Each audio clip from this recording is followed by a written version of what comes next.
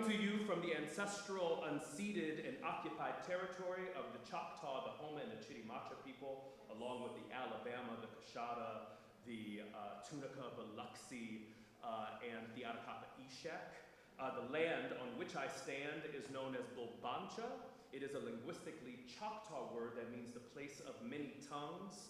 It was a place where people from around 40 distinct native groups crisscrossed and traded and followed fish and game and followed tail too, and moved due to rising and falling waters and interacted with one another. And like today, Bulbancha was a place of diversity and of change, where people came and went in search of what they needed and some things that they did not need very, very much. And just like the New Orleans of today, Bulbancha was a complex, multi-ethnic, multicultural place. And just to say, Bulbancha is still a place. That's right. That's right. I would like to acknowledge the stolen adults and children who worked their own special magic and wisdom into this place and into this land. People mostly from Senegambia, the Bight of Benin, the Bight of Biafra, and other parts of West Central Africa. One group of people who were brought here were brought to a plantation that was cruelly given the same name as their homeland. That plantation is still a functioning plantation. It is the Louisiana State Penitentiary at Angola. It still has the same name. More than 6,300 souls are being held captive there, 80+% of whom are Black, working and growing crops on our watch. I would like to thank first Lauren E. Turner-Hines, our producing artistic director at No Dream Deferred, for having this dream. I would like to thank Jessica Mixon, the virtual festival producer, and I want to welcome all of the We Will Dream virtual festival community who are joining us tonight on this live stream brought by the generous support of HowlRound Theater Commons. So thank you so much, HowlRound. We would like to also thank the Andrew Mellon Foundation and the National Performance Network for their generous support and sponsorship. This evening is but one of many evenings taking place around the globe that attempts to make good on the inheritance left to all of us by our ancestors. So we come to this moment in great joy and great satisfaction on the shoulders of giants. Before our keynote address this evening, we are going to have a musical selection by Dr. Tara A. Melvin. A quick couple of things about Tara. Tara A. Melvin is an accomplished soprano with extensive experience in operatic and art song repertoire. She is an avid recitalist. Tara has performed in North and Central America as well as Europe. She is a passionate educator and researcher as well, and has taught master classes that include week-long arts residencies where she highlights the interpretation of songs and operatic works by composers of African descent. Tara holds, come on, you know what, here we go. Black women are the most educated demographic in this country. Tara holds a bachelor's degree from the University of New Orleans. She holds an M.M. from Southeastern Louisiana University and a Doctor of Musical Art from Texas Tech University in vocal performance. Tara has a love of African American composers, both historic and contemporary, and lectures on the subject, and we are very honored to have her with us this evening. This evening she will be accompanied by J.T. Hassel, and we welcome Dr. Tara Melvin.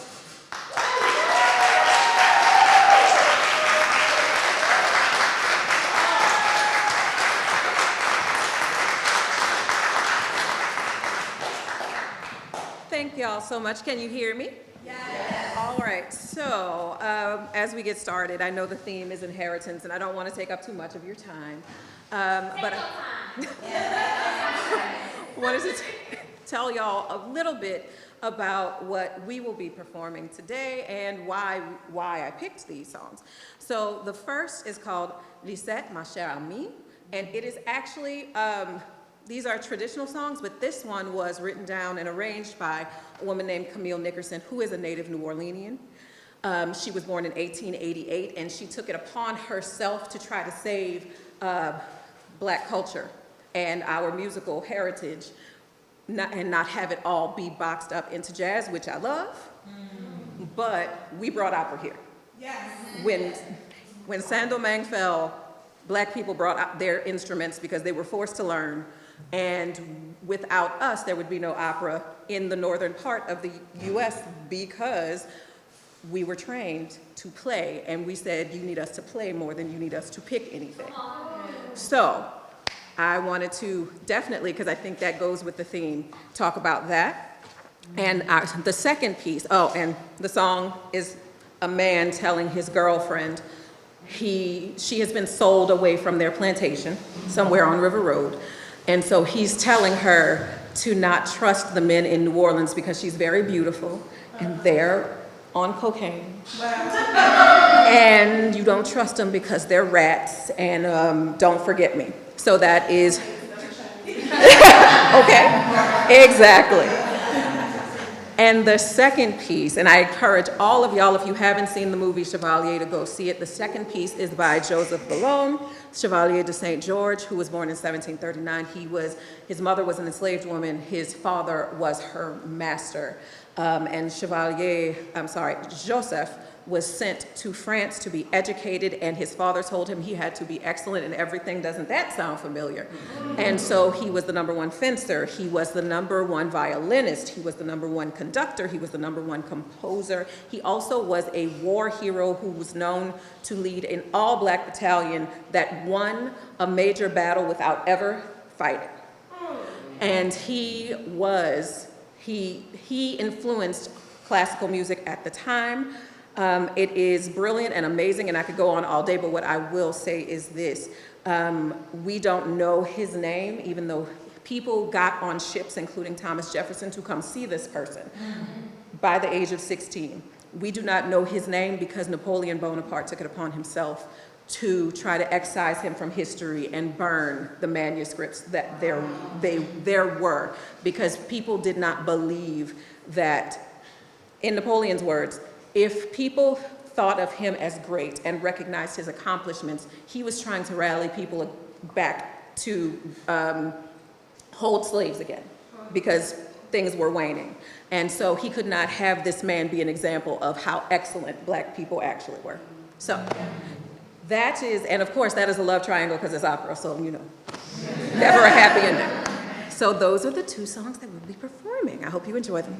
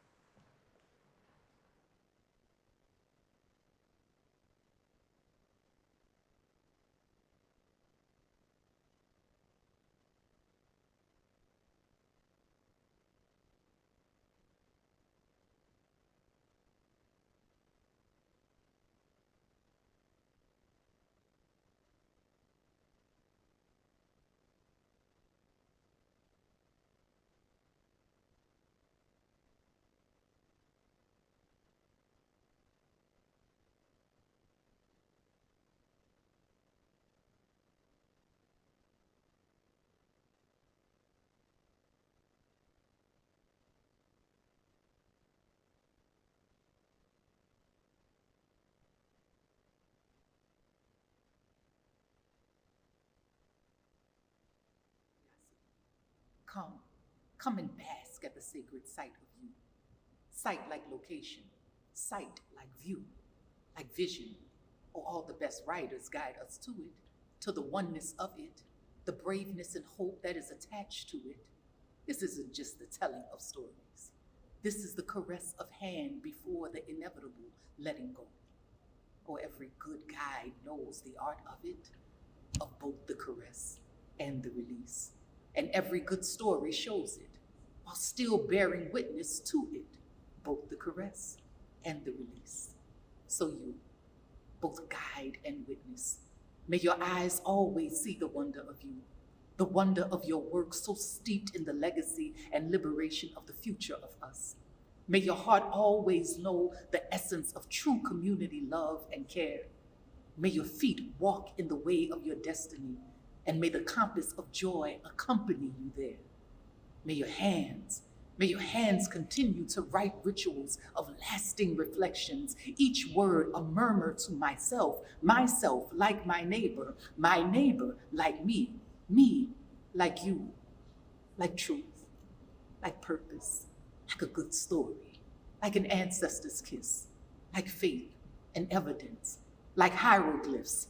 Yea, though we walk through the valley of the shadows in the land, we know it's some good, cold-colored water that awaits us. Oh, this is something we can see and feel and touch and taste. Ericka, this is just a reminder, a note of appreciation and recognition, a little letter to honor your big and your small, knowing that you are well equipped for a magnificent journey ahead. We're proud of you. We love you. See you soon.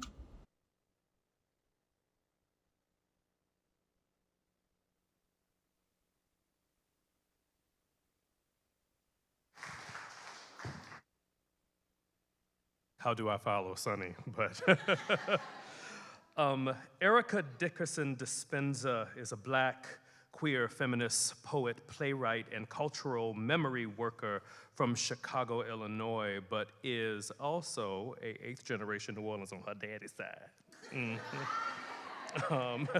She is the founder and the first recipient of the Ntozake Shange Social Justice Theater Residency, which is a partnership between Barnard Center for Research on Women, the Public Theater, and the Ntozake Shange Literary Trust.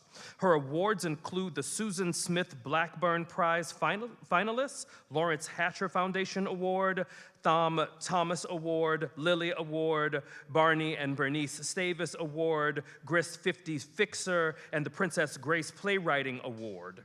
Her residencies and fellowships include the Toe Playwright in Residence at the Public Theater, the U.S. Water Alliance National Arts and Culture Delegate, the New York Stage and Film Fellow in Residence, New Harmony Project Writer in Residence, among others. Her play, Shadowland, is currently running at the Public Theater in New York City, and we are proud to have Ericka here in New Orleans with us as a sister, and we are so happy to have her tonight as our keynote speaker here at the We Will Dream Festival. Ladies and gentlemen, Ericka Dickerson-Despenza.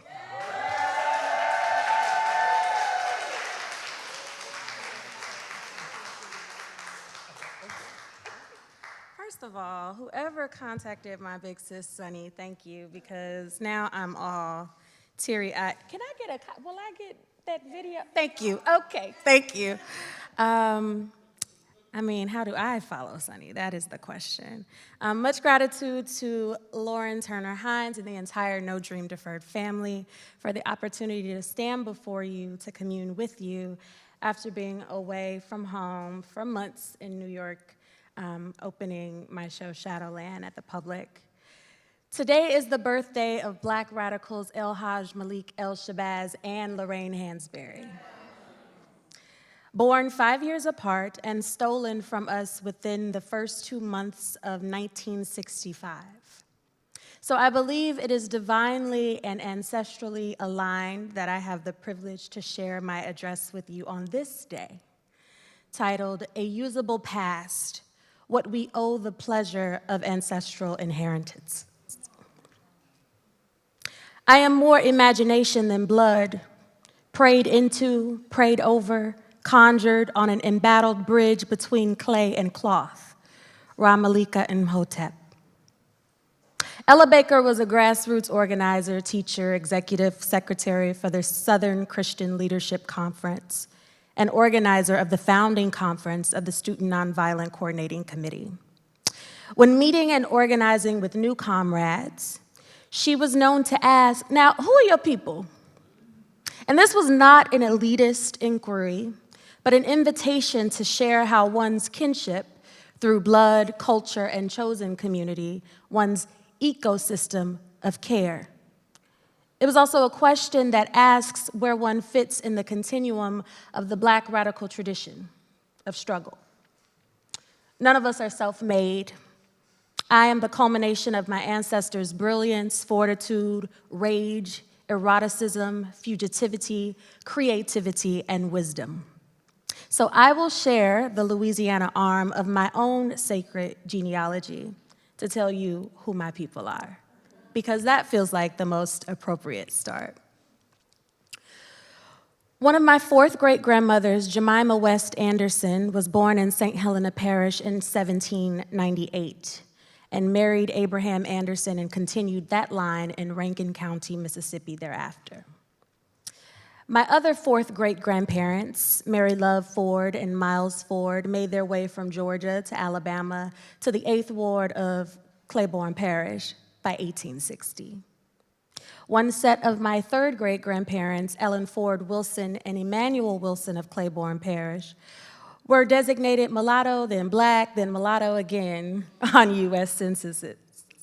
They are buried in Ruston, Lincoln, Louisiana. Another set of my third great-grandparents were Antonio Despenza and Rosalie Yabaro Berois Farrell Despenza. Antonio migrated to New Orleans from Palermo, Sicily, and spent 35 years in New Orleans, where he died on Tuesday, December 26, 1893. His death announcement was featured in the Times-Picayune the next day, and the funeral was held in his home of 119 Clara Street. Rosalie migrated from Santo Domingo to New Orleans during the Haitian unification, or occupation, depending on your view, likely by way of Cuba.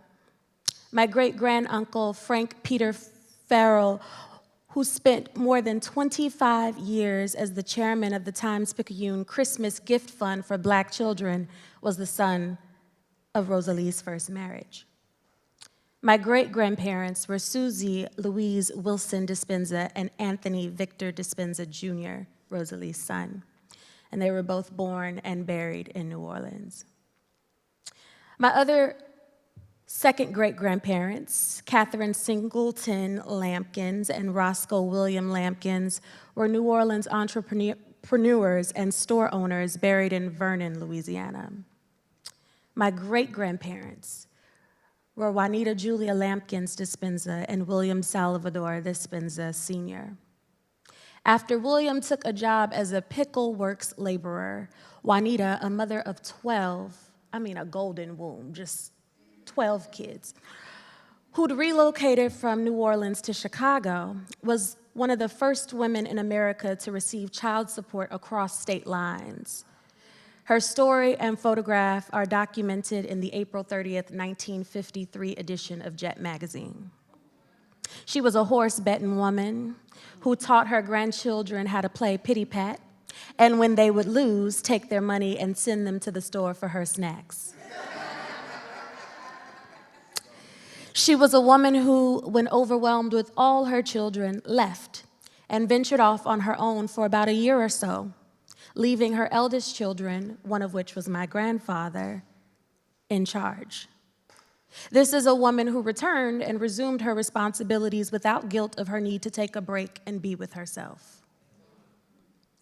Other notable family members include Anthony Victor Despenza III, founder of Shadowland, the first air-conditioned hotel and dance hall for Black people in New Orleans, which was located at 1921 Washington Avenue.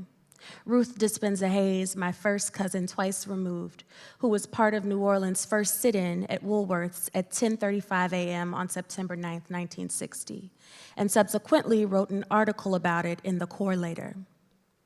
My granduncle, Barry Despenza, Chicago record label owner, who co-wrote Tyrone Davis's Baby Can I Change My Mind, among other hits of the 1960s. My late grandparents, William Salvador Despenza Jr. and Linda Anita Anderson Despenza, met in Chicago, as did my parents, and so here I am. I honor all elevated ancestors, known and unknown. I am grateful for those who stayed in Louisiana, those who left to expand our legacy elsewhere, and those responsible for my return. Now, I invite you all to say the names of your ancestors aloud simultaneously. Call on whoever you can, whatever names you know, those honorable, elevated ancestors who walk with you, those who conjured you on an embattled bridge between clay and cloth. We're going to do that now.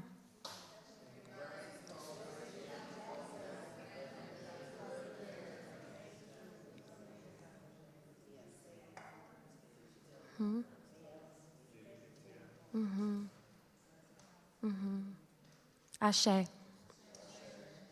My DNA is primarily Yoruba, Mende, and Mandinka. And in Yoruba, Ashe is the power to make things happen and change. It is a spiritual life force, and when we say it together, we are expressing agreement. I grew up Baptist, and so we would call that touching and agreeing, right? A usable past. A usable past was first coined by literary critic Van Wyck Brooks in 1918. In essence, he describes it as a kind of historical reconstruction that serves the present's problems and shapes our collective memory.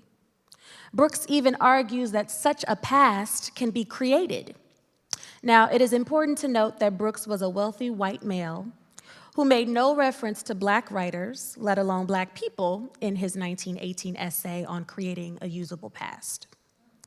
When I first encountered this concept formally, I had understood my own distrust for this concept as Brooks described it, feeling that he advocated for a harmful historical revisioning that centered America's European history. And haven't Black people been employing a usable past since forever?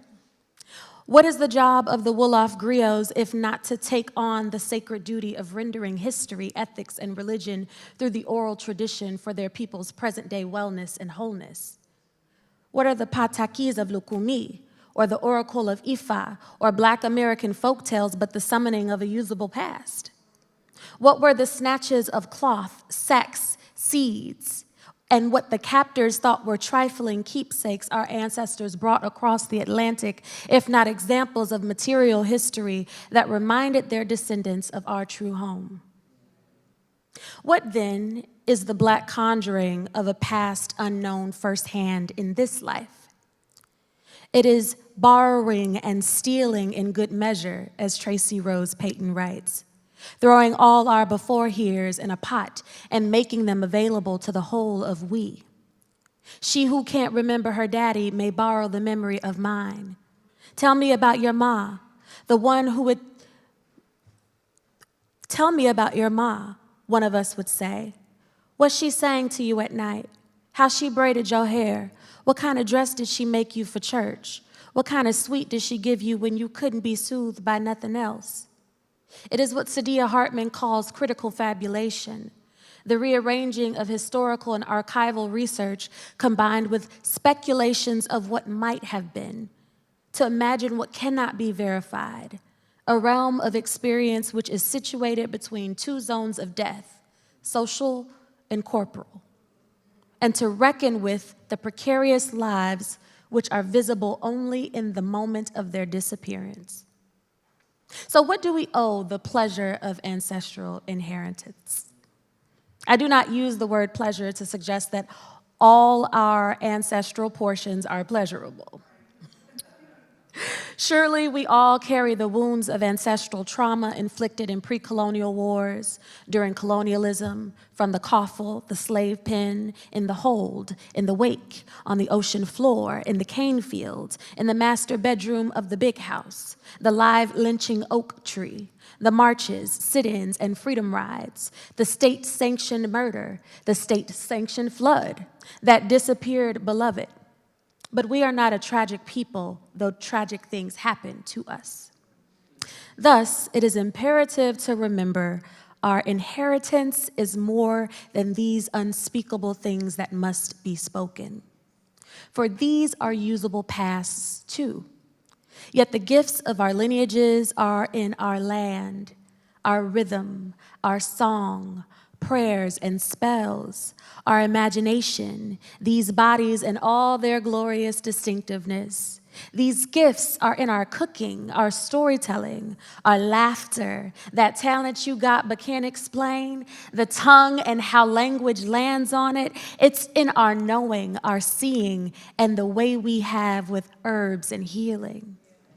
What do we owe our ancestors for all of this?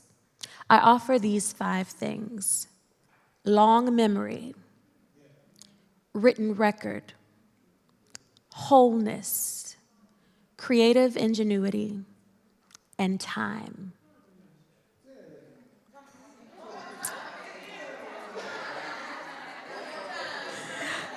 Long memory, written record, wholeness, creative ingenuity, and time.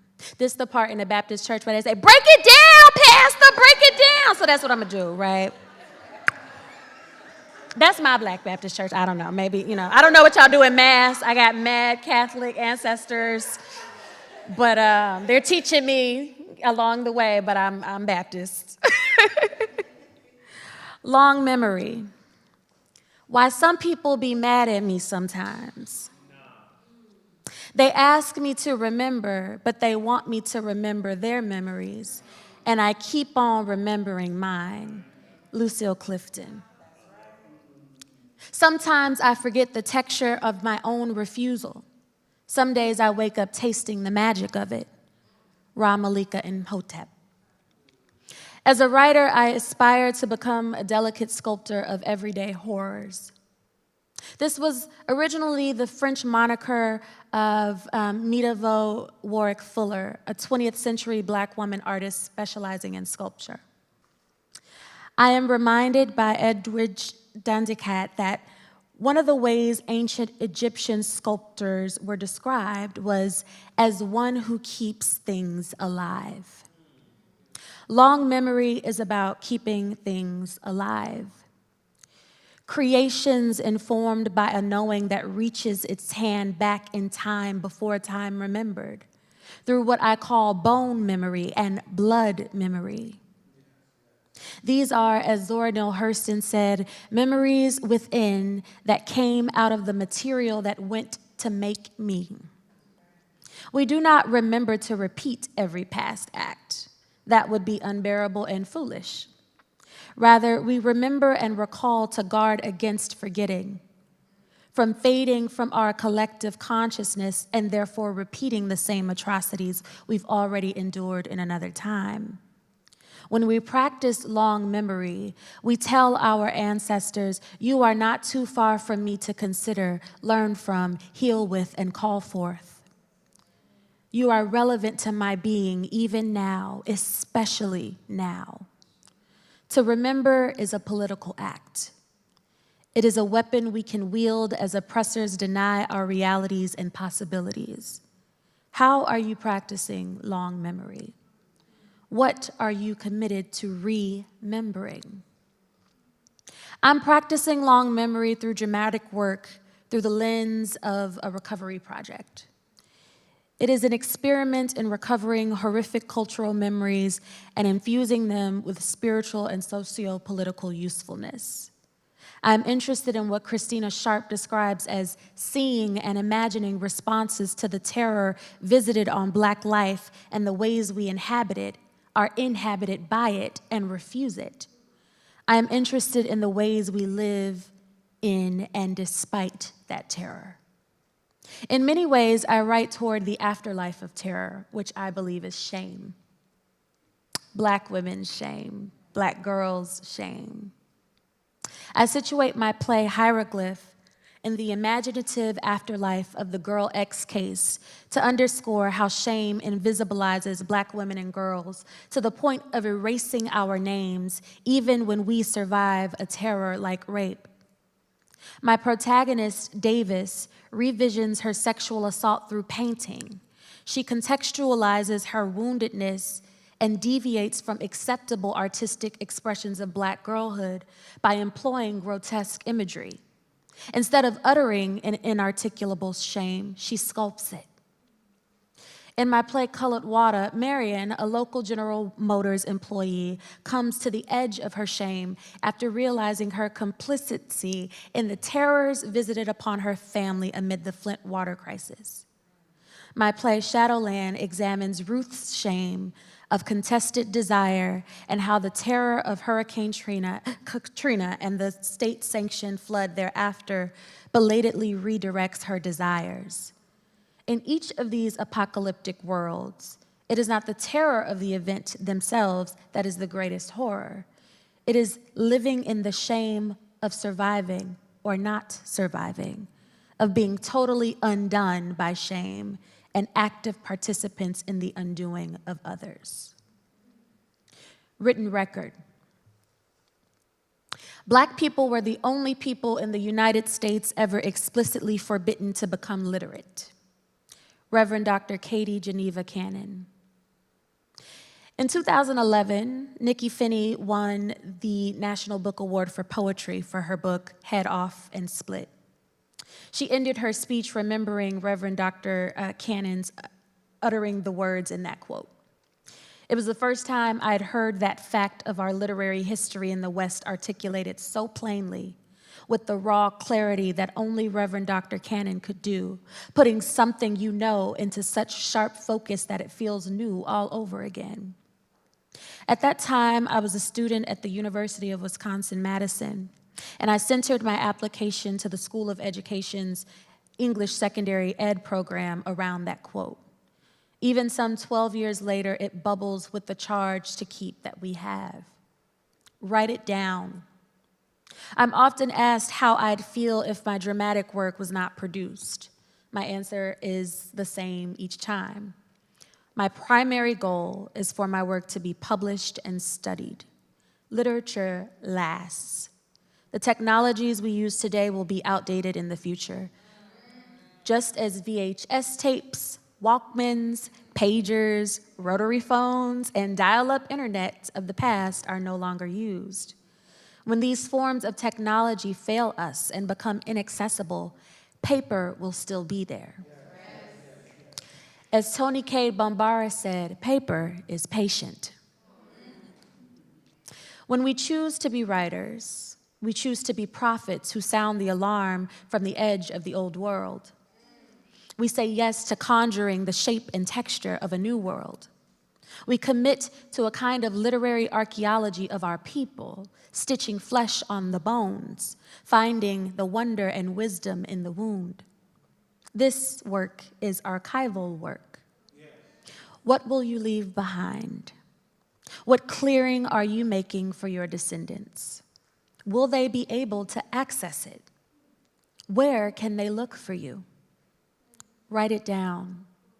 This includes journaling and letter writing, which I consider a personal and coded underground archival work.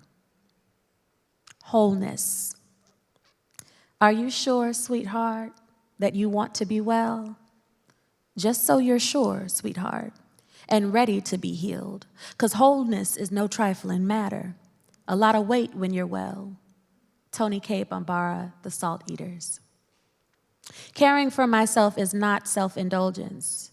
It is self-preservation, and that is an act of political warfare. Audre Lorde. Even with their original practices of wellness within their original ecosystems of care, our ancestors adapted to and subverted their circumstances of being stolen, enslaved captives, and free femmes and folks of color whose freedom was delicate and contingent on various factors outside of themselves. They created new modes of kinship, new languages, new spiritual practices. In these times of global pandemic, recession, government failure, and political crises, mutual aid initiatives, often led by queer Black women, have sustained poor Black and brown communities, making a way literally out of no way. We have a legacy of unwell writers and artists, but that is not our destiny. The kind of self-care Audre Lorde wrote about was a kind of political warfare that claimed her right to wellness in a world that wanted her and Black, lesbian, disabled, poor women like her dead. It was a responsibility to claim her right to life. What wellness practices are you committed to so that you will last to create the work you are called to do? What unhealthy practices are you willing to do away with? What are your non-negotiables? What are your boundaries? When we create from the place of our wellness and not our trauma, when we are on assignment and not chasing a dream rooted in capitalism, what is possible for us? When we are not beholden to notions of scarcity and urgency, what are we open to? Creative ingenuity. Create dangerously for people who read dangerously. Somewhere, if not now, then maybe years in the future, a future that we may have yet to dream of, someone may risk his or her or their life to read us. Somewhere, if not now, then maybe years in the future, we may also save someone's life or mind because they have given us a passport, making us honorary citizens of their culture. Edwidge Dandikat, Create Dangerously, the immigrant artist at work. Are we creating dangerously enough? Do we sweat when we write? No. The honesty, that is it, right? First step. Are we creating new forms, bending language to our needs? Or are we a part of the status quo? Time. This is so funny because I know there's some people who came in at 7:30, and I love y'all because of this particular thing, okay? I love that about us. Time. Unique to those of melanated persuasions, CPT, which means what? All right. Unique to those of melanated persuasion, CPT does not conform to Western notions of time, which are uncompromising, inflexible, and contingent on handcuffing oneself to the hands of a clock to be dragged around in 8-hour increments. To the contrary,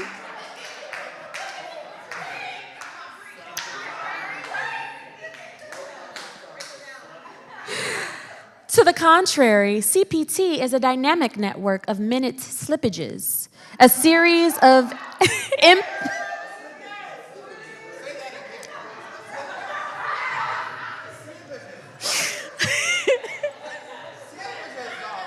I'm not going to get through this Krista Franklin quote with y'all acting like this. I think Krista's watching too. This is from one of her poems. Anyway. CPT is a dynamic network of minute slippages, a series of imperceptible and elaborate evasions of the overseer I.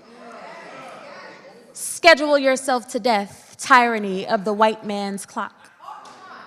CPT regards all clocks as mere suggestions and hypothetical aspirations.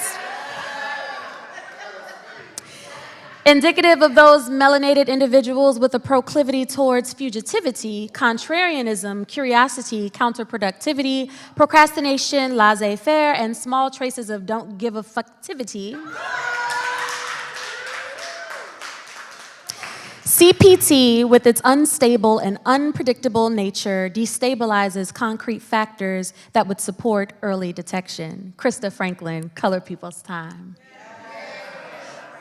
And that's just an excerpt. The whole poem is just brilliant. So definitely check out Krista Franklin, who's been my mentor since I was 13. So we must take our time. Slow down. Touch grass. Breathe deeply. Take a 3-hour bath. Put your phone down. I see y'all didn't want to say yes to that part. Stop pointing at people, Lauren. Point to yourself. Point to yourself. Everybody, point to yourself. Read for pleasure. Love. Make love. Invite your ancestors into your pleasure. Too many of our ancestors did not rest and pilfered their pleasures under colonialism, enslavement, neocolonialism, and cis-heteropatriarchy. So when we invite our ancestors to our pleasure, we offer them the rest that they did not have. So as a ritual bath taker, I'm in the tub about 4 times a week for 3-hour increments. And I invite my great-great-great-grandmothers who didn't have bathtubs, who had wash bins, into elaborate baths that I make. I call them into that space. What can you call your ancestors in that is pleasurable? How can you give them what they did not have? How can you heal it backwards and forwards? Because we are at the crux of 7 generations backwards and 7 generations forward. We owe our ancestors long memory, a written record, wholeness, creative ingenuity, and time. We owe them everything. In closing, I leave you with the words of poet Nikki Finney. Tonight, these forbidden ones move all around the room as they please. They sit at whatever table they want. They wear camel-colored field hats and tomato-red handkerchiefs. They are bold in their Sunday go-to-meeting best. Their cotton croaker sack shirts are black, washpot clean, and irreverently not tucked in. Some have even come in white Victorian collars and bustiers. Some have just climbed out of the cold, wet Atlantic just to be here. We shiver together. Thank you.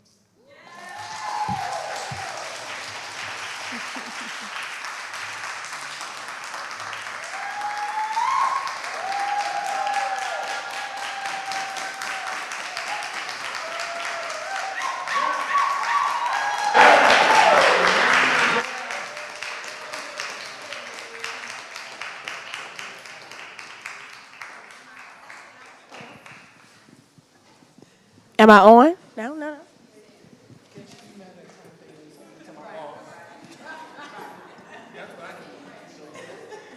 Hello, check it. All right. Okay, I'm on. Woo! Can we just give another round? I mean,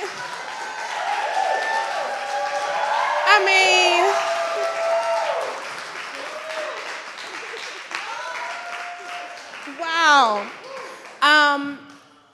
Yes. The theology is laid. It has been laid, okay? I'm just sitting with, I just want to take a moment. I'm going to take a breath. Yes. I'm going to take a moment for a breath. I encourage you all to join me. Just taking a deep breath in. I'm just full of gratitude for that message.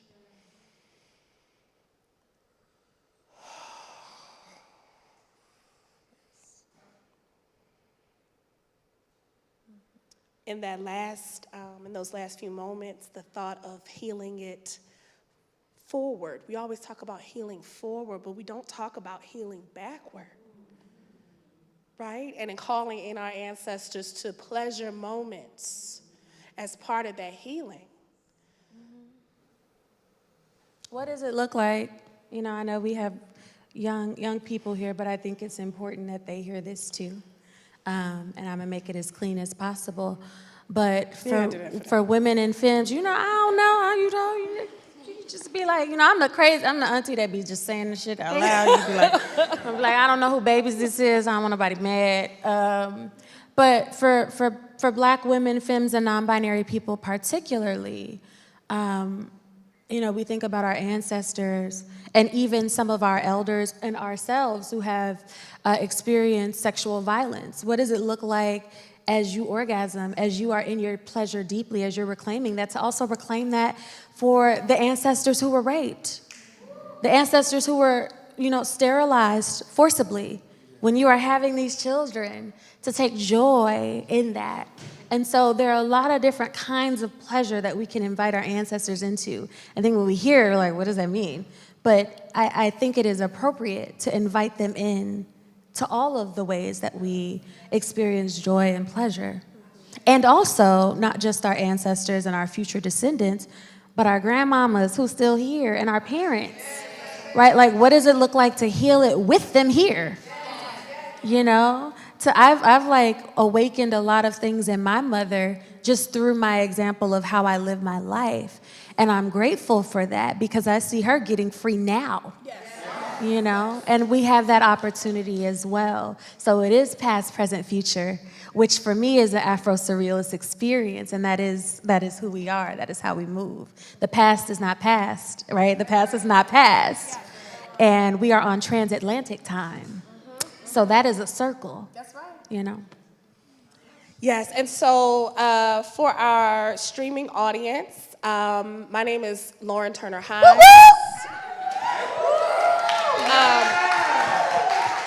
I'm the founding producing artistic director for No Dream Deferred and the We Will Dream New Works Festival. And on behalf of all of us at home, for you at home, you're welcome.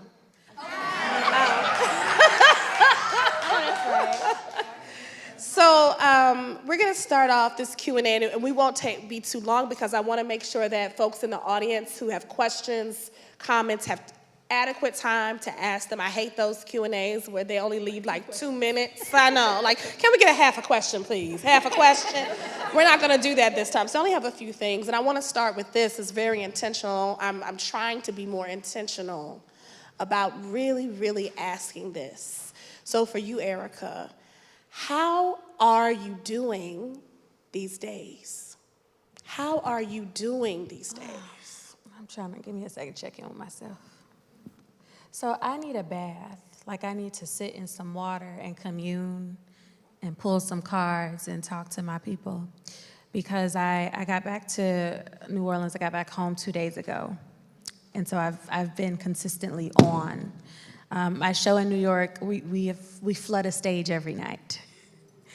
And there have been a lot of challenges with that. But the work is beautiful and it's so satisfying, but I'm tired. And so I have a couple of more things I have to do over the weekend, work-wise. Projects that I'm excited about, but I'm exhausted. And so after those things are done, will be taking a hiatus until the end of August from social media. I've been needing to be on because events and things like that, and show promotions and interviews. But I'm exhausted, and I need to find my footing. I'm feeling a little unrooted. So I'm gonna be in my backyard touching grass and like doing yoga and planning things and just being, you know. So how are you? I was gonna say same. But I want you to know that I hear that, and I look forward to supporting you in your requests and your desire for time, right? As you were talking about your time, some CPC. Yeah, so one of the things I wanted to talk about too, that you mentioned is this understanding of the navigation, the dance that is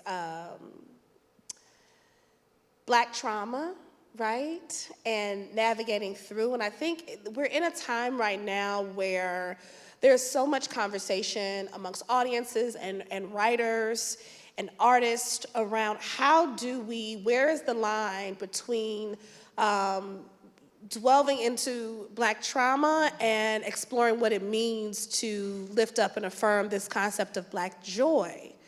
I wonder how you navigate that in your work, in your writings, in your life, and then also what you think about this concept of Black joy in its present context. Has it been commercialized? Has it been compromised? So I'm going to answer the second part of that question first. In mainstream theater, both nonprofit and commercial sectors, what we've been seeing in the past 4 years or so, right? So right before the season before the pandemic, through the current pandemic, and maybe even, 2 seasons before the pandemic, is this idea that I call Black fatigue, which I define as you are tired of the realities of being Black. Not just in America, but in the West. And not just in the West, on the continent. I mean, we are all affected, the global anti-Blackness. People got Black fatigue. And so people want a version of what is being called Black joy that I argue is actually a form of escapism and a form of a false joy that is dependent on pretending like the realities of being Black in this world don't affect every area of our lives. And so historically, when I look at Black radical leftist artists and cultural workers, I do not see this kind of false joy. I see the joy in the struggle, because that is authentic. Like I think about, the civil rights movement, about an hour or so, it would be the direct action, and then it would be a dance party. People don't know that, but it wasn't ignoring the struggles. I look at some work today and I'm like, what the fuck is funny? People are dying, we are dying. I don't know how to not act like that's not happening. And I think any joy that requires me to pretend that my realities, my daily realities, the things that I am up against every single day don't exist is false. That's what white people do. And so there are these forms of joyful plays that are produced that are in alignment with the kind of Blackness that white people are comfortable with. That are very much, I don't know how many people are familiar with Ethnic Notions. If you have not seen the documentary, please watch it. It basically takes us through minstrelsy to how we get to Tyler Perry and all of that. And there are folks who are making these plays that are very much in that lineage, but think they're doing something revolutionary. And it's confusion. And it actually weakens our movement, our political movement, because it then invites people to this false joy, as opposed to how do we get to a place where we don't have to pretend about our lives? How can we just create a better world to bring into reality the kind of life we want, the kind of joy we want to be living every day? And so when it comes to my work, what I've noticed is, one, I'm a horror playwright in some ways. I also find a lot of my work is very funny. I'm sitting in audiences every night and hearing it land on Black people particularly, folks of the global majority secondarily, and then even, white people. There are certain things that it's oh yeah, your mama do that too. Shared. And on the page, I've been told by people who read my work sometimes, oh, that's so devastating. People of all colors, people of all genders, all sexualities. It's so devastating, it's so heavy. And then they see it and they're like, oh, it's much lighter than I thought. Like there's a harmony between the pain and the joy and the love of family. And I'm like, it was heavy because you haven't dealt with that issue. Well, The work, the work is not heavy. You haven't dealt with it and you're encountering. You are in an encounter. And because you have not looked at Flint, because you have not remembered the flood, because you are not thinking about post-Katrina, you are feeling heavy. The work is not heavy. The work is not sad. The work is this family is doing what they do to get through it, and you are watching them with this socio-political backdrop. The play is not that event. The play is the love of this family. The play is them dealing with their shame. The play is them dealing with their family drama. And that is set against this larger event. So go deal with yourself. And so for me, I just tell the truth, which is never divorced from our struggle. And it's never divorced from our play and the way we talk to each other in arguments and in compliments. So you're getting, for me, a fuller history of Black people, particularly Black women, femmes, and girls, because that is who I center in my work. So I don't think about it. I'm not thinking about Black joy and how I can show that. I'm not writing toward emotionality. I'm writing toward the truth of what happens. I'm writing toward my archive. I'm writing toward my ancestors. And whatever they, call me to do, that is what I'm doing. So I'm not really thinking like that. Yeah. I hope that answers your question. it does, and then some. So as a cultural memory worker, my question is, when did you, for this role, this position, this assignment, this gifting, when was the first time you realized that was your assignment, role, purpose?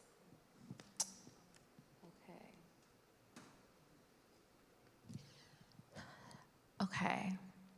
I was aware, without the language of cultural memory worker, but I was aware of that very clearly in college. So I went to this predominantly white university because they gave me a full ride, and they were also #1 in education in the country. So because that's what I was studying, because it was free, I went to Wisconsin, didn't know where the hell that was till I went there. And initially I was studying English education and theater because though I was trained as a poet, the stories that I wanted to tell had outgrown that container. And so while I'm not a person that's married to a genre or a specific form, I'm a writer. So I write for TV, film, and theater. But I'm also like, what is the container for this, the best container for this particular work? And the work will tell me, right? And so at that point, I wanted to go deeper into theater. The stories I wanted to tell were best for that container, that vehicle. And the theater department was predominantly white. And they also told me I couldn't travel abroad, and I had already planned to do my thesis in South Africa, so I was like, oh, I'm about to drop this major. And so I dropped the theater major and created the first all-women of global majority rotating theater ensemble in Madison, Wisconsin. It was called the For Color Girls Project, because my literary mother is Ntozake Shange. And we would perform for colored girls biannually. And on the other years, we would do another work by a woman of the global majority for women of the global majority about women of the global majority. So we had, I don't know how many people are familiar with Bill T. Jones, but his sister, Rhodessa Jones. Yes, okay, yeah, we know Ro up in here, I love that. But Ro had this play called Big Butt Girls, Hard-Headed Women, based on her time. Great. Okay, somebody got colored contradictions up in here. That's what that sounds like. Somebody got that anthology. But she had this play, this is a one-woman show about her time teaching what was supposed to be aerobics to women in a San Francisco prison. But she ended up doing theater work. And I was the first person to adapt that one-woman show into an ensemble piece. And we partnered with the African American Studies Department and were able to get her a semester-long residency to come and, teach what she does, how she does it, not just for us, but to other students who were interested at the university. And that was the moment that secured like my belief that this is what I am called to do, and this is what I am skilled at, right? So like opportunity meets skill set meets calling. And I am a person who was talking and walking at 8 months. And so I think this is related. It's like I didn't know then, but the story that my mom and my aunts tell is like I was 8 or 9 months old, and we were at my aunt's house. And you always have like the play aunt that's not the popular one that watched the kids while you had a blue light basement party. Okay, some of y'all don't know. Other y'all know the blue light basement parties. Okay. And I had never really did the mama, dada, like, those kind of words to prove language acquisition at that time. And I hadn't really I was crawling a lot, but I hadn't really like tried to walk. And my Aunt Vern, who was the babysitter auntie, was leaving. And my mom says, I stood up, ran across the room while saying, Auntie Vern, I want to go with you. And it freaked everybody out. And I like to think, and when they tell the story, they were like, it was scary as hell because you was so like, where did all of this come from? So I clearly was, I developed early, but I like to also think I was waiting until I had something to say, right? That you acquire language and that I chose not to use it until I really had something to say and run toward. And so in that vein, I think that though throughout my entire life as a kid and teenager, young adult, I was always writing and doing plays at school and poetry things and short stories, that it was until I was ready to run that I was like, oh, this is what it is. This is what it is. So. Got something to say and you're running towards Yeah. it. Absolutely. So in talking a little bit more about your work, it often confronts issues of race, identity, ritual, abolition, liberation, fugitivity, justice, and so much more. How do you, and this is a me question asking you this, how do you continue to navigate the responsibility that comes with that being a truth teller, right? A radical leftist. And while working at times within institutions that don't hold those same things as values, and they continue to maintain a high possibility for harm for Black folk of the global majority, queer folk, trans folk. So integrity is my number one value. And I have a very tight circle of sorors and comrades. I'm a Delta. I just felt somebody being like, what's sorority? The only.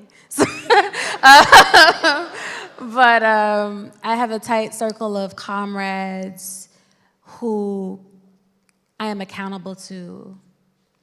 And what I mean by that is no matter what award I'm getting, what show I'm doing, if I am moving in a way that is out of alignment with the values, the political values that I hold, right? I am a Black, queer, radical leftist, socialist, feminist, abolitionist.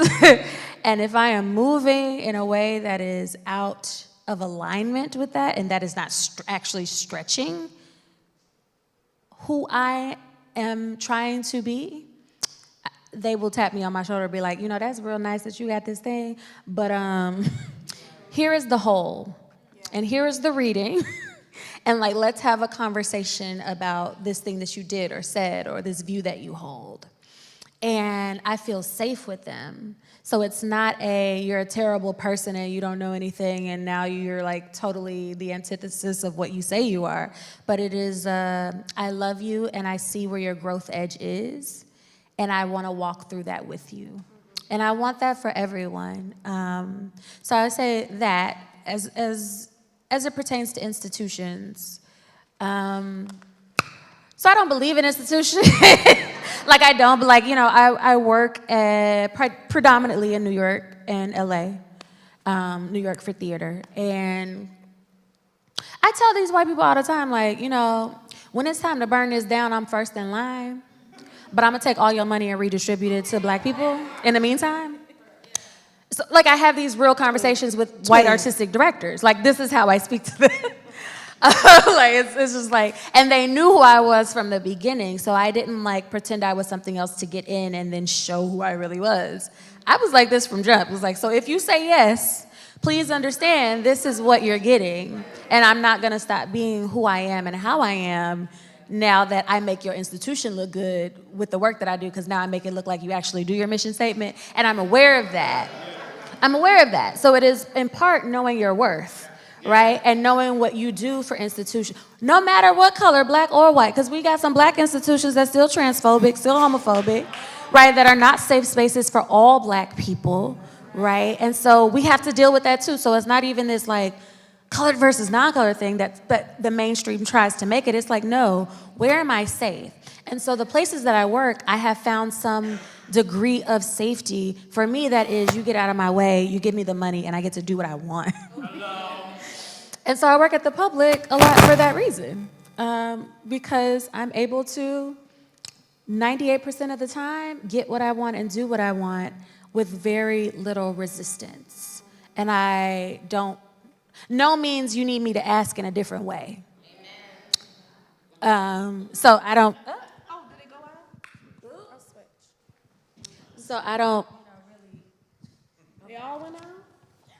No, this one's back. I was like, is you trying to say something? But yeah, so it's also about working in a place that will get out of your way and give you the resources. I also started a residency because my Tao residency ran out, and I was like, I still need healthcare. I'm a disabled black femme, and I had been talking about wanting to honor Ntazaki's work at the public specifically because so much of her work premiered there, and there is nothing named for her. And so I was able to create this residency that offers a black woman, femme, or non-binary scholar playwright a $70,000 salary for 2 years. Not split, $70,000 each year, with full benefits, including like a 401k opportunity, healthcare, full benefits, as well as resources at both Barnard College, which is an extension of Columbia University, and the Public Theater. And that was important to me because we don't have that. We just don't have that, like specifically for us. And though the artistic director asked me if I just wanted to hold the position forever, which was very enticing because security, I said no, but that it should be a 2-year appointment because I don't believe in scarcity and there will be something else for me. That's right. And so I'm really proud to next year pass this on to another somebody who's gonna be doing great work, who's gonna be resourced and be able to pay their bills and eat and make work. So, you know, I'm calling in whatever is next for me, but I am able to let that go because I just believe that there's enough for us all. And where there isn't, I will make room. You know, you step back and the circle widens, it's okay. So, yeah, I don't know, I hope that answered. Is it back working? No. All right, well, we're going to, as promised, open it up. Let me see. Okay, is it back? Yeah, okay. It's back? Maybe just the tape. Okay, I'm gonna just hold it like that. Okay. So we're gonna open it up to questions from the audience as promised, and it looks like we already have a hand up. Okay.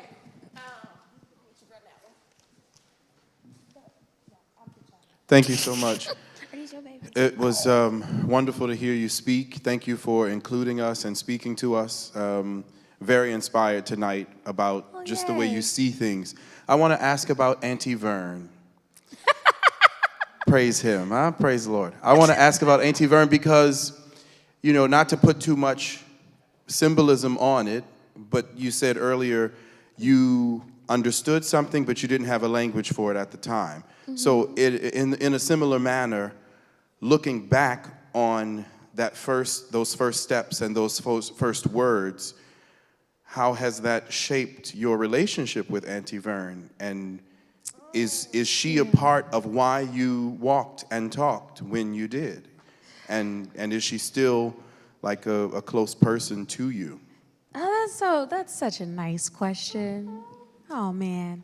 So I was very close to her. I mean, my folks, my Chicago folk, they was partying. Like, this was a weekly pajama party. There are photos, okay? And she always babysat us. And she was a great maternal figure in terms of emotional availability. And I needed that. We are not like in deep relationship now. She moved, and then I grew up and moved.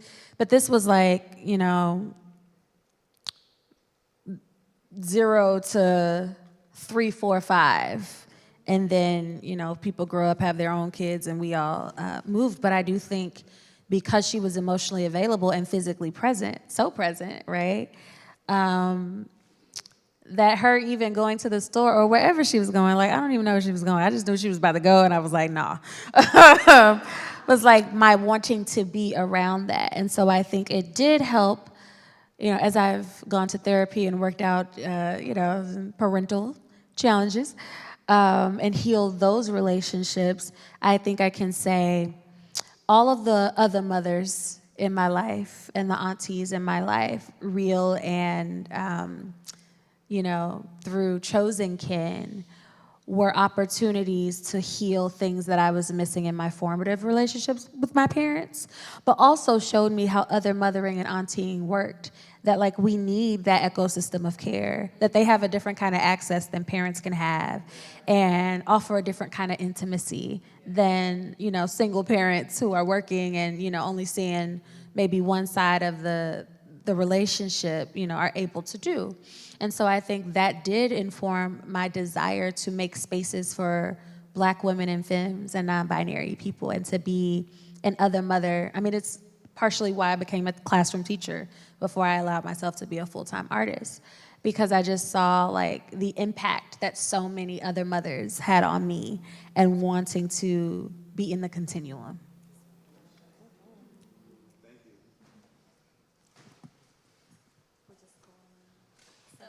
Thank you. Hi. I just feel very, very blessed to be here. I love what you had to say about we as writers and questioning ourselves, are we just writing status quo or are we breaking barriers? I just love that. I'll be taking that question with me and working on it. But my question for you is, you just seem so bold and fearless to me. How do you practice your non-scarcity mindset? Okay? I want to first say I am not fearless. I am scared all the time, but I move with it. And I think that is more honest than us telling people, be fearless. It's like, okay, but like it's a lot of shit to be scared of. Like, like reasonably. Like, so because I struggled with anxiety for a lot of my life too, a lot of my fears were wrapped up in that, being anxious about things. And so I walk with it. That's one. How do I cultivate and sustain a non-scarcity mindset? I'm a person, I get jealous, I get envious, I get mad when I don't get things, I worry, I have to be in my mind okay, even with the Shanghae residency, did I really just tell them I don't want a forever salary? What is wrong with me? What do I need to go back? But I remember that it is an arm of capitalism. It is manufactured. And if my ancestors are who they say they are, if the Creator is who the Creator says they are, if I am who I say I am, then I have to believe that I can create whatever I will need. And so I just say that, and I have people in my life, my comrades, certain sorors, my beloveds who say, hey, Remember when you said you wanted to do that thing and then you did it? Remember you wanted this residency and then you made it happen? Remember when you did this and how you manifested that? You prayed about this and you conjured that? Like, you're already doing it. And so they remind me that I've already done it. And I've done it with less resources, with less of a name, with less press releases, with less awards. And so now I really believe that there isn't anything that I am supposed to do that I can't do. Like, I'm very firm in that, even though I don't know the how. And so I've also learned the how is not my business. The how is not my business.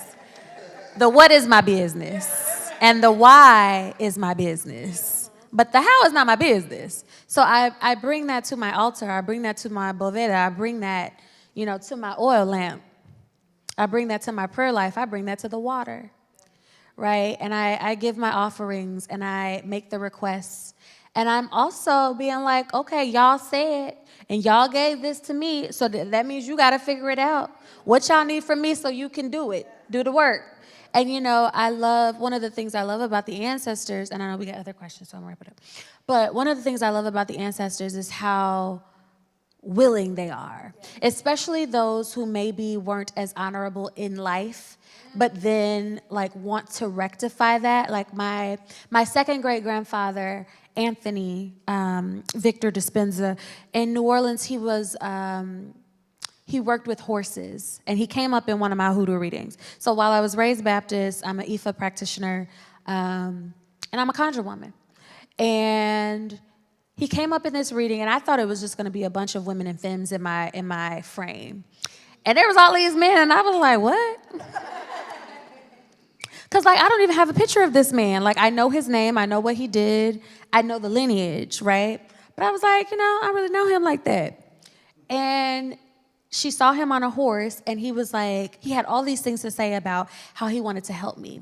And there was something that he didn't do well in his life that I won't disclose, but he was like, I'm better now, put me to work. And we have people in our frame who, even if they didn't live right, and if you've elevated them or someone has elevated them and they've, worked that thing out, they are the ones that go the hardest. Like, what you need, I got you. Who I need to move out the way. And I didn't know that I had that many men who were doing that work because I didn't feel like I had that in my life on this side, and that healed something for me. But knowing that I'm held like that, right? That I'm supported like that in spirit and in truth, also brings me back to being like, even if I don't have it right now, my money jar and these prayers about to work some out, right? This road opening oil, this work that I'm doing, how I'm giving back, that is all a part of me working this thing, and that it will come to pass, even if it comes to pass differently than how I thought it would arrive, right? So, yeah, I hope that was okay.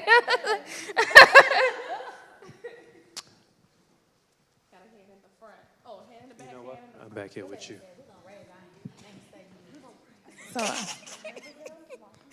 So thank you again for your beautiful words. How you doing? Hi. So I was listening to what you were saying. It was definitely beautiful about bringing energy from the back to the front.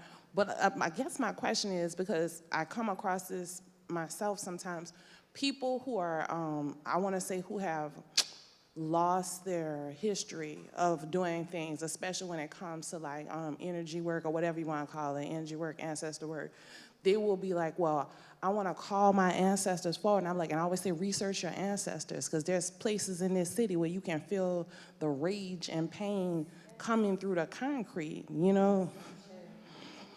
Not that it's not justified, but we got some, I got some ancestors that, you don't want in your delivery room. You don't want it in none of your rooms. So, how do you deal with, people wanting to do the things? Because, just like when I see the white people doing the voodoo ceremonies, I'm like, who ancestors are you conjuring? Because my ancestors don't like you like that. I'm scared for you.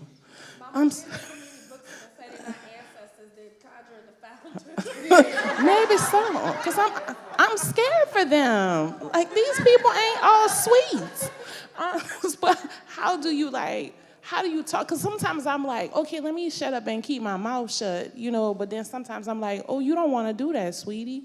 You don't just want to go to the graveyard because that person has a name. You might want to do some research on who they are. Don't get me wrong. The fact that I had a great aunt who every time she had a husband who abused her, she put him in the ground, that's great for her and her time. But the way to deal with marital difficulties is probably not to kill your husband over and over again. Now, hold on that now. Because sometimes people gotta die. True. No, I'm talking about a very specific context. So I want to make sure I'm understanding. So your question is about how do I essentially counsel other people? Yeah, because when you said bring people forward, I could see people doing that in a way that might not be healthy energy-wise. Because again, we have a lot of wonderful ancestors, and like you said, some who are working it out. But literally, and I can only speak for myself, and I'm New Orleanian, I don't know how many generations back, but some of these people they still working it out. They got rage issues. Oh, absolutely. But rage can be, I encourage you to read Audre Lorde's The Uses of Anger. It's an essay. It's really accessible. But rage can be useful, especially ancestral rage. It can move some things. Okay, I think I understand your question, so I think this is my response. My partner says this thing sometimes. Sometimes you see so you can say, and sometimes you see so you can pray. So I'm not up in everybody's business. Like I don't sell my services. Like my conjure work is for me and my, people, and my work. But what she meant by that was like, you ain't gotta speak on everything you see other people doing. And sometimes you're seeing the wrong so you can pray about it. Not so you can say like, you're not doing that right, because you don't know where people are in their journey and their ability to receive. And because I'm not like a public practitioner in that way, when I have people who ask me questions about, ancestral veneration or Ifa or, whatever, I often say like, well, do you know who your people are? Can you name them? But do you know things about them? Do you have elders or cousins? I got so many cousins in the city, I don't even know some of them. But do you have people who you can talk to about who they were?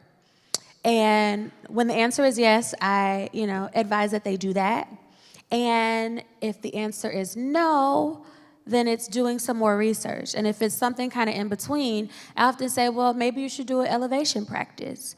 And we go through very rudimentary traditional hoodoo ways of elevating ancestors, and then, then inviting them onto your altar. Or if you have ancestors that you kind of need to do a banishing work with, because some of them just were not honorable, were never gonna be honorable, And honorable doesn't mean squeaky clean. I wanna be very clear about that. Because I have a great-great-grandmother from Opelika, Alabama, who done disappeared many a men. And I know she be working on my behalf, on some, oh, you thought you was gonna do my grandbaby? Bet. And so I appreciate that. I welcome that energy. Yes, disappear a nigga for me. In a variety of ways. Because sometimes people need to know you come with that, right? Because they're not gonna play with you in the same way they're gonna play with somebody who might not be coming with people who might get your fingers cut off, right? Who might disappear you with a gunshot, who might, and still go to church and be head of the mother's board. So this is the thing, right? That's protection too. So yeah, I think it's, I have conversations with people. I don't discount rage, the uses of that. Especially with ancestors that are elevated or have been elevated and who were using their rage in the service of liberation. right? And so if that is liberating yourself from abusive partner, if that is liberating your child from an abusive person, if that is, trying to navigate a precarious freedom, which a lot of Black women and femmes in New Orleans have had to do, you do what you gotta do. And I don't see that as inherently negative. I welcome that energy and its productiveness in my life. All right, we're going to take one more question. Okay, two. We could do 3. That takes away the pressure. Ooh.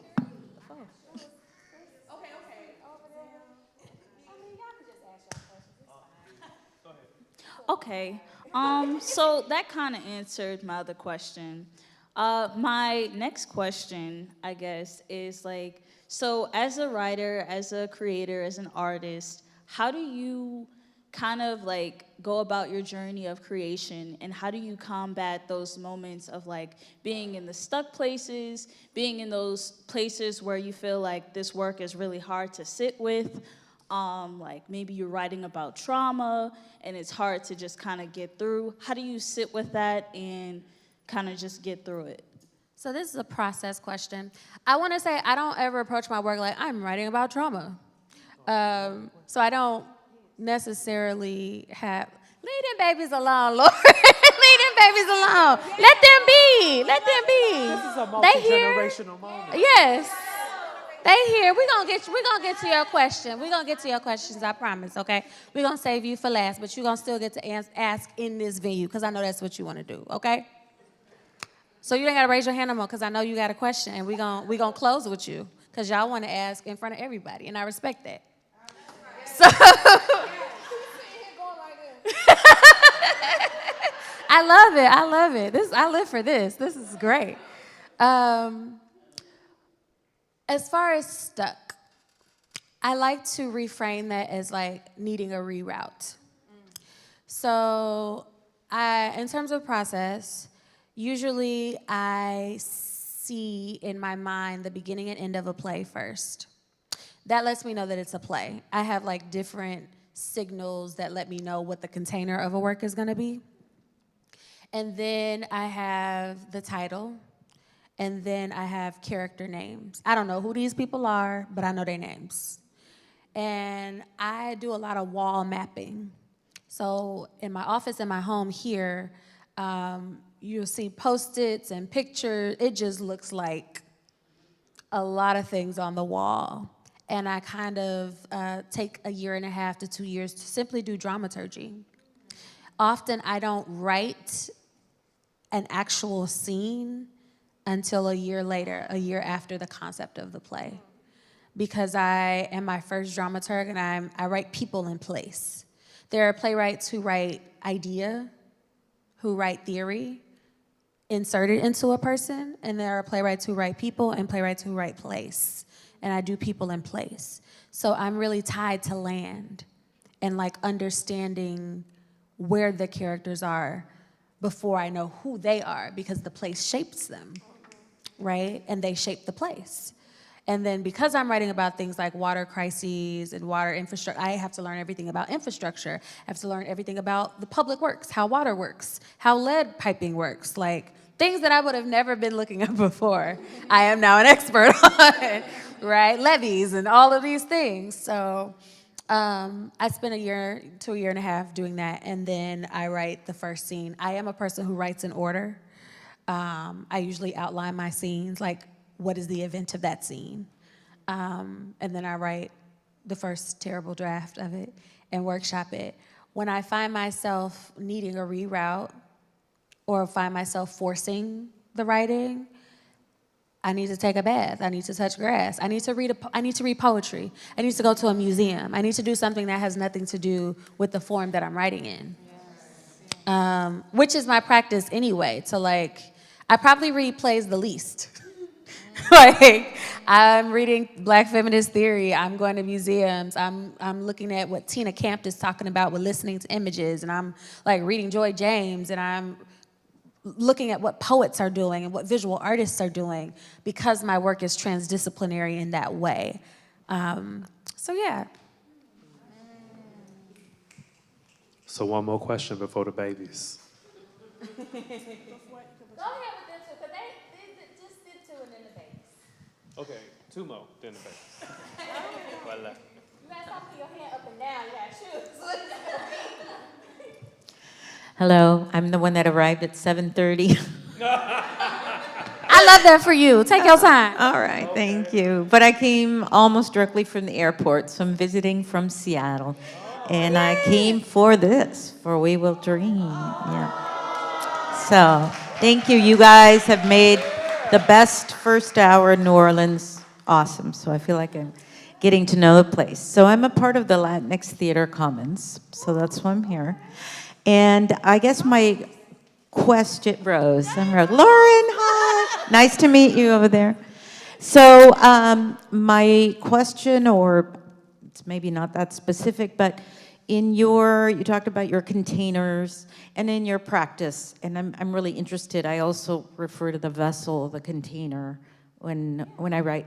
But the intersection with Afro-Latino, Afro-Latinx, Afro-Latina groups, I'm just wondering, do you find a similarity in your containers? And you mentioned IFA, and I think of the Regla de IFA of Cuba and Brazil, and so many things that we have in common. But you specifically in your work, and I don't know if in this festival or in New Orleans, is what intersections do you have in containers or themes, or maybe just your personal experience? I mean, thematically, absolutely. Puerto Rico is a sister city to New Orleans all day, just on like infrastructure, on dispossession, all of that, right?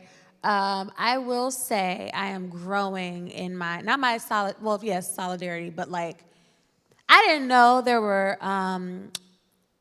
Black Latinos in my frame as heavy as they are. And I got read down about that. And in my third week moving back here, I discovered that my third great grandmother, Rosalie, was born in Santo Domingo. And was buried in St. Louis Cemetery No. 2, which I live approximately 8 minutes from. That was my third week here, and it was like, boo. And that shifted a lot of my understanding about who I was. And in talking to scholar friends and like Afro-Latina people in my life, they were like, and my conjure woman, it was like, yeah, like one person can shift the whole family line, being sold or moved to this country or that country. But like you got all these people in your frame and they want Spanish music and they want this, that, and the third, and you need a boveda. Like, so it's a journey for me, a journey that I'm like on and still feel very new in. But I mean, all of the themes to me in my work are transferable. Like anti-Black racism is global. So a lot of the issues that I'm talking about, particularly the work that's about the Gulf Coast, that's about New Orleans, which is, a subtropical place, is very much Santo Domingo, Haiti, very much Black Costa Rica, very much Brazil. In fact, my maternal hologram, LB3, is the highest concentration of people with that maternal hologram is actually in Brazil. And I'm really wanting to go to Brazil and meet Black Brazilians because of that. Because that migration pattern, I'm just really interested in how I share that with them. And wanted to learn more about Palo, although I'm not a Palo practitioner. But like with Ifas, like Ifa, Locumi, Santeria, Palo, right? How we keep these traditions alive in the geopolitical context that we are in, right? And that's part of the brilliance of Black people globally, that we are able to adapt and recreate and hold on to things that we lost, things that we need, and things that were kind of troubled by this, journey across the water. So, yeah, I think it's all related. Yeah. Who else? La penúltima. You got it. Y'all got it. Yeah. Thank you so much. This has been a breath of fresh air. Oh, yay. I love to read, and sometimes I need a warm literary hug. And so I'm wondering, who do you read when you need a warm literary hug? Girl, we got enough time for that list. Okay. The list in my spirit and in my speech, my address. Okay, here we go. I read Krista Franklin. She's also a visual artist and a paper maker. I read Saidiya Hartman. The order that I would read Saidiya Hartman's books are this: Lose Your Mother, Lose Your Mother, Scenes of Subjection, Wayward Lives. I would also read her essays, but in terms of her books, that's the order that I would read them in. It's not the order that she wrote them in. And I would read those in community, if possible. Joy James. I am getting back into some Alexis Pauline Gumbs, who heavily informs my work. If you have not read Radical Vision by Dr. Soika Diggs Colbert, it is the activist biography of Lorraine Hansberry. I know people are familiar with my love, Imani Perry's book on Lorraine, but Soika is doing a whole different kind of work with Radical Vision, and not enough people are reading that text. I'm also reading some Sylvia Wynter. I am reading Imani Perry. I'm going back to Vexy Thing, that book particularly. I read Sula twice a year. My goal is to memorize Sula. That is my book. That's the one. And so I want to be able to recite that book by heart. So I read it twice a year. I was trying to read it once a month this year, but writing projects are not really allowing for that. I also really love this new novelist, Tracy Rose Payton, who I quoted from today. Her debut novel is Night Everywhere We Go.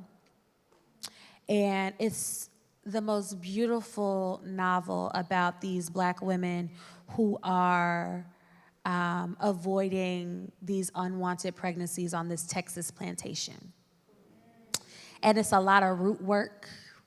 And, I hadn't read a novel that was based around slavery in Texas, and that was focused on root work and reproductive agency, right? That is what the book is centered on. It's just gorgeous language. I've read that 3 times already, and it just came out this year, but that's my book. I'm hoping to adapt it.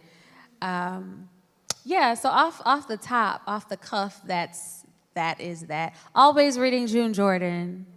Always reading Ntozake Shange. Specifically Lost in Language and Sound. It's her collection of essays. And Boogie Woogie Landscapes has been a very necessary text for where I am creatively right now. And I'm reading all things about the Cold War and Black radical women communist writers. So Lorraine Hansberry, Alice Childress, Gwendolyn Brooks, that sort. So anything that you find on Black artists during the Cold War, I'm probably reading that. So.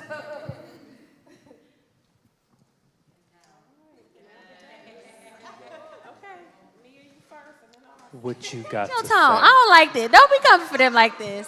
Let them be. This is how they practice. I didn't understand a word you said. Okay. Thank you. That's okay. By and by. Uh-oh. My name is Austin Hines. Mom, I'm talking right now, so shh. My question. That is your child.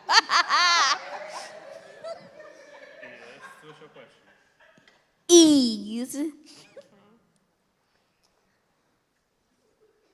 I didn't think of a question. I just wanted the attention. I'm sorry. Goodbye. Listen, get your attention. I'm not mad. Black girls deserve attention, okay? She was honest. She said, this was my need. I got what I needed. I'm done, okay? I respect that. We got, we don't understand the words and wanting attention. Honesty. I do have a closing question, though, that I love to ask friends, fellow artists, colleagues. You mentioned Rage. I also am a fan and friend of Rage. It's propelled so much of the work that I've done. It's cleared the way. It's beautiful to me. I encourage it. So my question is, what is sparking rage in you? What are you fighting? Every fucking thing. Yeah. What do you find yourself in this moment fighting the most for? And then secondary to that, how can we support you in that fight? What am I angry about today? I'm angry that people think the pandemic is over and are not taking precautions. Like, as a person with multiple autoimmune diseases and an invisible disability, I've seen so many artists and institutions just kind of forget about disabled people. And when we talk about access and we talk about like inclusivity, I'm seeing how disposable Black people with disabilities who are immunocompromised are. And I don't see a lot of people thinking about that and revisioning how we're entering, like gathering again with that. And because people don't assume that I am disabled or have autoimmune diseases, I'm often not presented with like, here is how we are thinking of you, how we are caring about you and wanting you to be well and safe, in addition to wanting everyone to be well and safe. So that really pisses me off. That's like the biggest thing, especially that was very hard in New York, where there is less space, to even be like distant from people out in the world. But I'm also very upset with this whole, the lack of real solidarity of the theater artists with those of us on strike, those TV film writers. And this whole like, film the Tonys, it needs to be televised, and the compromise that was made with DGA. I'm actually quite disappointed with that, and I just see how committed to systems that don't work people in theater are, and it's especially actors, but like it's very frustrating and disappointing, and we need more political education, and we need more radicals and less liberals, in the words of Lorraine Hansberry. And I'm frustrated about not having the money to do the shit that I know I'm called to do. Like this is actually, and this is a longer conversation between you and I, but I don't know if you're familiar with Elizabeth Van Dyke. Yeah, in New York, yeah. So she is the head of New Federal Theater right now, and she's a brilliant actress. She used to be, back in the day, in residence at Ensemble Studio Theater, EST in New York, small little theater. And she was the creator of Going to the River Fest. Now, Going to the River Fest, you're smiling already. You're familiar with that? I feel like I remember this, and I think I've met Elizabeth before. That's my theater mom, my living theater mom. But she founded Going to the River Fest, which was basically the only festival that showcased and developed work of Black women and femmes. And Ruby Dee was a part of this, Lenadage was a part of this. I mean, this was a thing.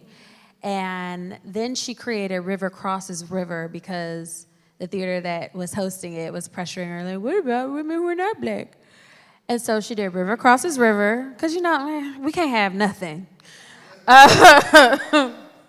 So she did River Crosses River, which I actually liked, because she was still like, it's women of the global majority, okay? That's all you're getting. Which was a similar, thing, but women of the global majority. And I've inherited Going to the River. As we're talking about ancestral inheritances, and I am revisioning Going to the River Fest. I don't know if you all are familiar with residencies like Space on Writer Farm and there is a residency on Martha's Vineyard that I had the pleasure of being a part of. And I see this as like a cross between those, but exclusively for Black women, where we are developing work in a Black city, New Orleans, and there we have a venue, we have a house like the house that is, you know, on the vineyard that we stayed in, this like 12-room house with 8 bathrooms, and you have a full studio, rehearsal studio, full kitchen, outdoors, like all of that. And we have a chef. Yes.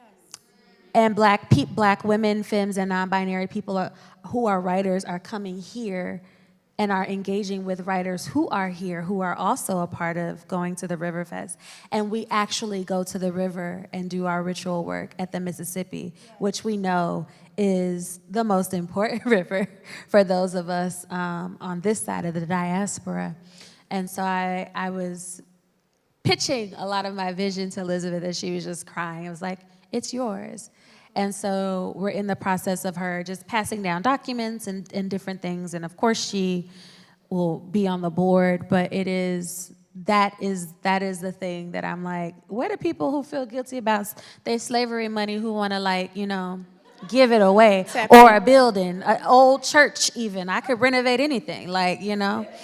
So yeah, going to the River Fest and actually taking Black women writers to the river and us being in ritual in a Black city. There aren't residencies for Black women, femmes, and non-binary people in this country for theater. There aren't. And there are definitely not ones that house you in a Black city and feeds you and does all of that. So I'm really looking forward to building that. That is my big project. I would love to support that. We'll talk. We'll talk. Can we have another round of applause for Ericka Dickerson-Despenza?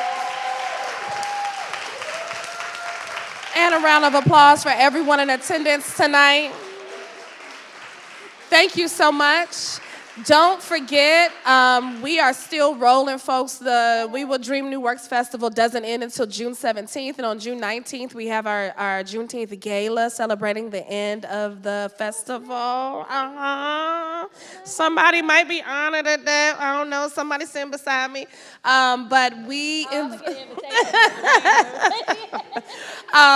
So we invite you to come again and again and again and connect with that ancestral inheritance and remember again. All right, good evening, everyone.